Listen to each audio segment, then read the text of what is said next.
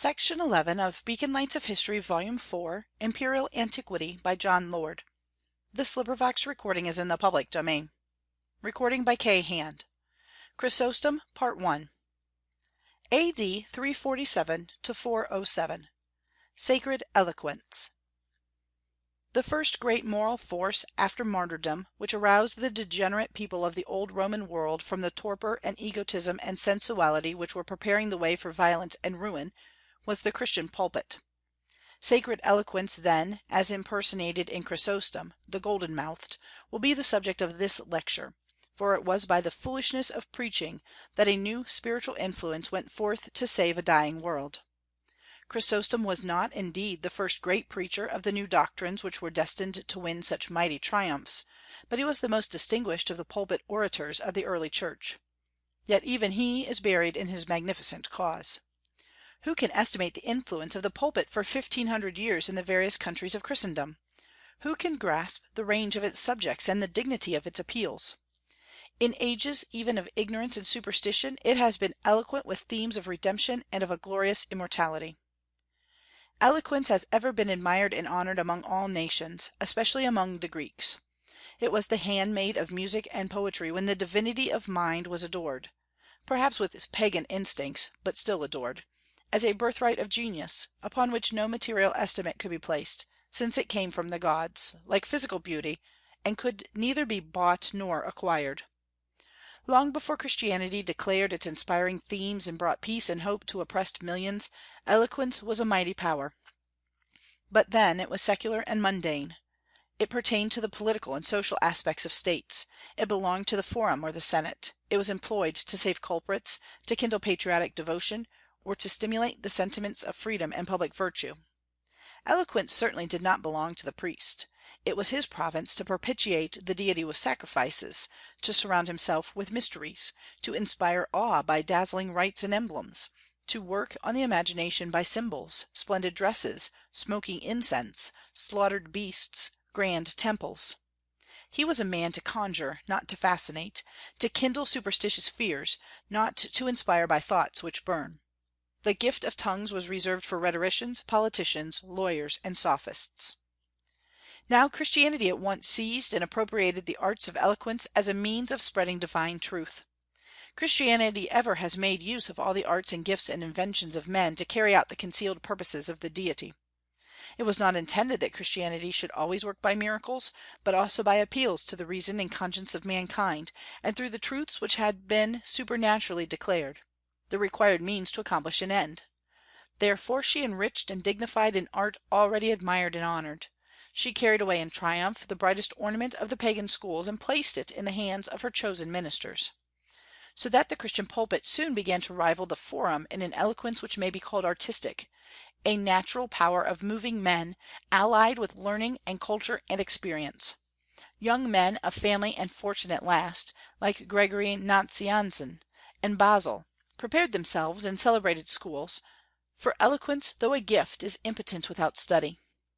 See the labors of the most accomplished of the orators of pagan antiquity. It was not enough for an ancient Greek to have natural gifts. He must train himself by the severest culture, mastering all knowledge and learning how he could best adapt himself to those he designed to move.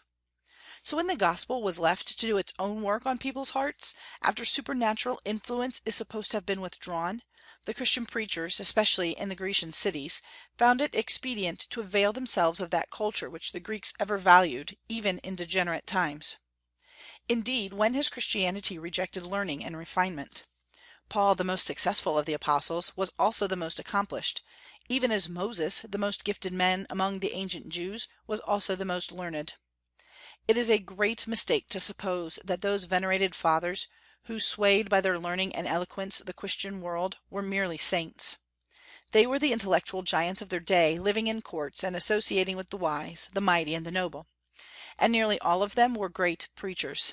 Cyprian, Athanasius, Augustine, Ambrose, and even Leo, if they yielded to Origen and Jerome in learning, were yet very polished, cultivated men accustomed to all the refinements which grace and dignify society. But the eloquence of these bishops and orators was rendered potent by vastly grander themes than those which had been dwelt upon by Pericles or Demosthenes or Cicero, and enlarged by an amazing depth of new subjects, transcending in dignity all and everything on which the ancient orators had discoursed or discussed.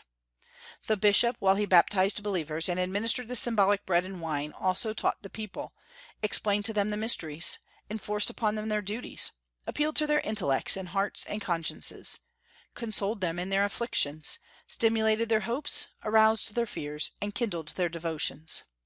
He plunged fearlessly into every subject which had a bearing on religious life. While he stood before them clad in the robes of priestly office, holding in his hands the consecrated elements which told of their redemption, and offering up to God before the altar prayers in their behalf, he also ascended to the pulpit to speak of life and death in all their sublime relations. There was nothing touching, says Talfourd, in the instability of fortune, in the fragility of loveliness, in the mutability of mortal friendship, or the decay of systems, nor in the fall of states and empires, which he did not present, to give humiliating ideas of worldly grandeur. Nor was there anything heroic in sacrifice, or grand in conflict, or sublime in danger, nothing in the loftiness of the soul's aspirations, nothing of the glorious promises of everlasting life, which he did not dwell upon to stimulate the transported crowds who hung on his lips. It was his duty and his privilege, continues this eloquent and Christian lawyer, to dwell on the older history of the world, on the beautiful simplicities of patriarchal life, on the stern and marvelous story of the Hebrews, on the glorious visions of the prophets, on the songs of the inspired melodists, on the countless beauties of the Scriptures, on the character and teachings and mission of the Saviour. It was his to trace the spirit of the boundless and the eternal, faintly breathing in every part of the mystic circle of superstition, unquenched even amidst the most barbarous rites of savage tribes, and in the cold and beautiful shapes of Grecian mould. How different this eloquence from that of the expiring nations! Their eloquence is sad, sounding like the tocsin of departed glories, protesting earnestly, but without effect, against those corruptions which it was too late to heal. How touching the eloquence of Demosthenes, pointing out the dangers of the state, and appealing to liberty when liberty had fled. In vain his impassioned appeals to men insensible to elevated sentiment. He sang the death song of departed greatness without the possibility of a new creation. He spoke to audiences cultivated indeed, but divided, enervated, embittered, infatuated, incapable of self-sacrifice, among whom liberty was a mere tradition and patriotism a dream. And he spoke in vain. Nor could Cicero, still more accomplished, if not so impassioned, kindle among the degenerate Romans the ancient spirit which had fled when demagogues began their reign.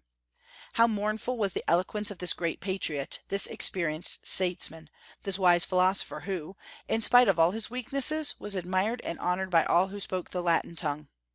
But had he spoken with the tongue of an archangel, it would have been all the same, on any worldly or political subject. The old sentiments had died out. Faith was extinguished amid universal skepticism and indifference. He had no material to work on. The birthright of ancient heroes had been sold for a mess of pottage, and this he knew. And therefore, with his last philippics, he bowed his venerable head, and prepared himself for the sword of the executioner, which he accepted as an inevitable necessity. These great orators appealed to traditions, to sentiments which had passed away, to glories which could not possibly return, and they spoke in vain. All they could do was to utter their manly and noble protests, and die, with the dispiriting and hopeless feeling that the seeds of ruin, planted in a soil of corruption, would soon bear their wretched fruits, even violence and destruction. But the orators who preached a new religion of regenerating forces were more cheerful. They knew that these forces would save the world, whatever the depth of ignominy, wretchedness, and despair. Their eloquence was never sad and hopeless, but triumphant, jubilant, overpowering. It kindled the fires of an intense enthusiasm. It kindled an enthusiasm not based on the conquest of the earth, but on the conquests of the soul, on the never fading glories of immortality, on the ever increasing power of the kingdom of Christ. The new orators did not preach liberty, or the glories of material life, or the majesty of man, or even patriotism, but salvation, the future destinies of the soul. A new arena of eloquence was entered, a new class of orators arose, who discoursed on subjects of transcending comfort to the poor and miserable. They made political slavery of no account in comparison with the eternal redemption and happiness promised in the future state. The old institutions could not be saved. Perhaps the orators did not care to save them. They were not worth saving. They were rotten to the core. but new institutions should arise upon their ruins; creation should succeed destruction; melodious birth songs should be heard above the despairing death songs. There should be a new heaven and a new earth, in which should dwell righteousness, and the Prince of Peace, prophet, priest, and king, should reign therein forever and ever. Of the great preachers who appeared in thousands of pulpits in the fourth century, after Christianity was seated on the throne of the Roman world, and before it had sunk into the eclipse which barbaric spoliations and papal usurpations and general ignorance, madness, and violence produced, there was one at Antioch, the seat of the old Greco Asiatic civilization, alike refined, voluptuous, and intellectual, who was making a mighty stir and creating a mighty fame. This was Chrysostom, whose name has been a synonym of eloquence for more than 1,500 years. His father, named Secundus, was a man of high military rank; his mother, Anthusa, was a woman of rare Christian graces, as endeared to the Church as Monica, the sainted mother of Augustine, or Nana, the mother of Gregory Nazianzen. And it is a pleasing fact to record that most of the great fathers received the first impulse to their memorable careers from the influence of pious mothers, thereby showing the true destiny and glory of women, as the guardians and instructors of their children, more eager for their salvation than ambitious of worldly distinction. Buried in the blessed sanctities and certitudes of home, if this can be called a burial, those Christian women could forego the dangerous fascination of society and the vanity of being enrolled among its leaders. Anthusa so fortified the faith of her yet unconverted son by her wise and affectionate counsels, that she did not fear to entrust him to the teachings of Libanius, the pagan rhetorician, deeming an accomplished education as great an ornament to a Christian gentleman as were the good principles she had instilled a support in dangerous temptation. Her son John, for that was his baptismal and only name, was trained in all the learning of the schools, and, like so many of the illustrious of our world, made in his youth a wonderful proficiency. He was precocious like Cicero, like Abelard, like Pascal, like Pitt, like Macaulay and Stuart Mill, and like them he panted for distinction and fame. The most common path to greatness for high-born youth, then as now, was the profession of law. But the practice of this honorable profession did not, unfortunately, at least in Antioch, correspond with its theory. Chrysostom, as we call him, though he did not receive this appellation until some centuries after his death, was soon disgusted and disappointed with the ordinary avocations of the Forum, its low standard of virtue, and its diversion of what is ennobling in the pure fountains of natural justice into the turbid and polluted channels of deceit, chicanery, and fraud, its abandonment to its usurious calculations and tricks of learned and legalized jugglery, by which the end of law itself was baffled and its advocates alone enriched.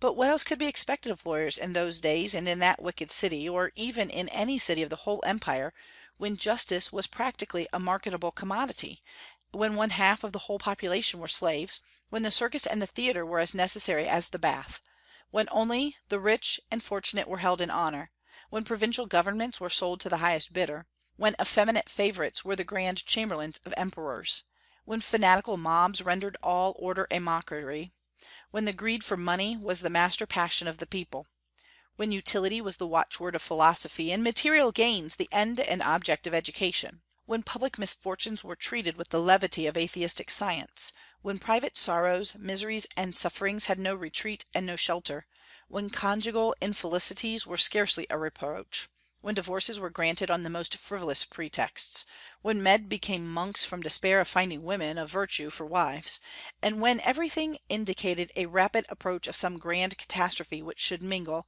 in indiscriminate ruin, the masters and the slaves of a corrupt and prostrate world. Such was society and such the signs of the times when Chrysostom began the practice of law at Antioch, perhaps the wickedest city of the whole empire. His eyes speedily were opened. He could not sleep for grief and disgust. He could not embark on a profession which then at least added to the evils it professed to cure. He began to tremble for his higher interests. He abandoned the Forum forever. He fled as from a city of destruction. He sought solitude, meditation, and prayer, and joined those monks who lived in cells, beyond the precincts of the doomed city. The ardent, the enthusiastic, the cultivated, the conscientious, the lofty Chrysostom fraternized with the visionary inhabitants of the desert, speculated with them on the mystic theogonies of the East, discoursed with them on the origin of evil, studied with them the Christian mysteries, fasted with them, prayed with them, slept like them on a bed of straw, denied himself his accustomed luxuries, abandoning himself to alternate transports of grief and sublime enthusiasm, now contending with the demons who sought his destruction, then soaring to comprehend the man God, the Word made flesh, the incarnation of the divine Logos, and the still more subtle questions pertaining to the nature and distinctions of the Trinity. Such were the forms and modes of his conversion, somewhat different from the experience of Augustine or of Luther, yet not less real and permanent. Those days were the happiest of his life. He had leisure and he had enthusiasm. He desired neither riches nor honors, but the peace of a forgiven soul. He was a monk without losing his humanity, a philosopher without losing his taste for the Bible, a Christian without repudiating the learning of the schools. But the influence of early education, his practical yet speculative intellect, his inextinguishable sympathies, his desire for usefulness, and possibly an unsubdued ambition to exert a greater influence, would not allow him wholly to bury himself. He made long visits to the friends and habitations he had left, in order to stimulate their faith, relieve their necessities, and encourage them in works of benevolence, leading a life of alternate study and active philanthropy, learning from the accomplished Diodorus the historical mode of interpreting the Scriptures, and from the profound Theodorus the systems of ancient philosophy. Thus did he train himself for his future labors, and lay the foundation for his future greatness. It was thus he accumulated those intellectual treasures which he afterwards lavished at the imperial court. But his health at last gave way, and who can wonder? Who can long thrive amid exhausting studies on root dinners and ascetic severities? He was obliged to leave his cave where he had dwelt 6 blessed years, and the Bishop of Antioch, who knew his merits, pressed him into the active service of the Church and ordained him a deacon; for the hierarchy of the Church was then established, whatever may have been the original distinctions of the clergy. With these we have nothing to do. But it does not appear that he preached as yet to the people, but performed like other deacons the humble office of reader, leaving to priests and bishops the higher duties of a public teacher. It was impossible, however, for a man of his piety and his gifts, his melodious voice, his extensive learning, and his impressive manners, long to remain in a subordinate post.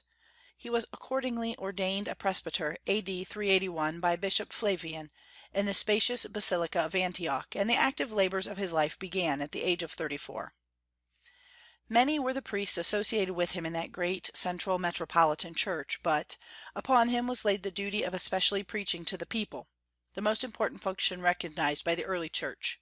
He generally preached twice in the week, on Saturday and Sunday mornings, often at break of day, in consequence of the heat of the sun. And such was his popularity and unrivaled power that the bishop, it is said, often allowed him to finish what he had himself begun. His listeners would crowd around his pulpit and even interrupt his teachings by their applause. They were unwearied, though they stood generally beyond an hour. His elocution, his gestures, and his manner were alike enchanting. Like Bernard, his very voice would melt to tears. It was music singing divine philosophy; it was harmony clothing the richest moral wisdom with the most glowing style. Never since the palmy days of Greece had her astonishing language been wielded by such a master. He was an artist, if sacred eloquence does not disdain that word. The people were electrified by the invectives of an Athenian orator, and moved by the exhortations of a Christian apostle. In majesty and solemnity the ascetic preacher was a Jewish prophet delivering to kings the unwelcome message of divine omnipotence. In grace of manner and elegance of language he was the persuasive advocate of the ancient forum. In earnestness and unction he has been rivaled only by Savonarola. In dignity and learning he may remind us of Bossuet. In his simplicity and orthodoxy he was the worthy successor of him who preached at the day of Pentecost. He realized the perfection which sacred eloquence attained, but to which pagan art has vainly aspired. A charm and a wonder to both learned and the unlearned, the precursor of the Bourdaloues and the Lacordaires, of the Roman Catholic Church, but especially the model for all preachers who set above all worldly wisdom those divine revelations which alone can save the world. Everything combined to make Chrysostom the pride and the glory of the ancient Church. The doctrines which he did not hesitate to proclaim to unwilling ears, and the matchless manner in which he enforced them, perhaps the most remarkable preacher on the whole that ever swayed an audience, uniting all things, voice, language, figure, passion, learning, taste, art, piety, occasion, motive, prestige, and material to work upon. He left to posterity more than 1,000 sermons, and the printed edition of all his works numbers 12 folio volumes. Much as we are inclined to underrate the genius and learning of other days in this our age of more advanced utilities, a progressive and ever developing civilization, when Sabbath school children know more than sages knew 2,000 years ago, and socialistic philanthropists and scientific savants could put to blush Moses and Solomon and David, to say nothing of Paul and Peter and other reputed oracles of the ancient world, inasmuch as they were so weak and credulous as to believe in miracles, and a special providence, and a personal God. Yet we find in the sermons of Chrysostom, preached even to voluptuous Syrians, no commonplace exhortations, such as we sometimes hear addressed to the thinkers of this generation, when poverty of thought is hidden in petty expressions, and the waters of life are measured out in tiny gill cups, and even then diluted by weak platitudes to suit the taste of the languid and bedizened and frivolous slaves of society, whose only intellectual struggle is to reconcile the pleasures of material and sensual life with the joys and glories of the world to come. He dwelt boldly and earnestly and with masculine power on the majesty of God and the comparative littleness of man, on moral accountability to him, on human degeneracy, on the mysterious power of evil, by force of which good people in this dispensation are in a small minority, on the certainty of future retribution, yet also on the never fading glories of immortality which Christ has brought to light by his sufferings and death, his glorious resurrection and ascension, and the promised influences of the Holy Spirit. These truths, so solemn and so grand, he preached, not with tricks of rhetoric, but simply and urgently, as an ambassador of heaven to lost and guilty man. And can you wonder at the effect? When preachers throw themselves on the cardinal truths of Christianity and preach with earnestness as if they believed them, they carry the people with them, producing a lasting impression, and growing broader and more dignified every day. When they seek novelties and appeal purely to the intellect, or attempt to be philosophical or learned, they fail, whatever their talents. It is the divine truth which saves, not genius and learning, especially the masses, and even the learned and rich, when their eyes are opened to the delusions of life. For 12 years Chrysostom preached at Antioch, the oracle and the friend of all classes, whether high or low, rich or poor, so that he became a great moral force, and his fame extended to all parts of the empire. Senators and generals and governors came to hear his eloquence. And when to his vast gifts he added the graces and virtues of the humblest of his flock, parting with a splendid patrimony to feed the hungry and clothe the naked, utterly despising riches except as a means of usefulness, living most abstemiously, shunning the society of idolaters, indefatigable in labor, accessible to those who needed spiritual consolation, healing dissensions, calming mobs, befriending the persecuted, rebuking sin in high places, a man acquainted with grief in the midst of intoxicating intellectual triumphs, reverence and love were added to admiration, and no limits could be fixed to the moral influence he exerted. End of section 11.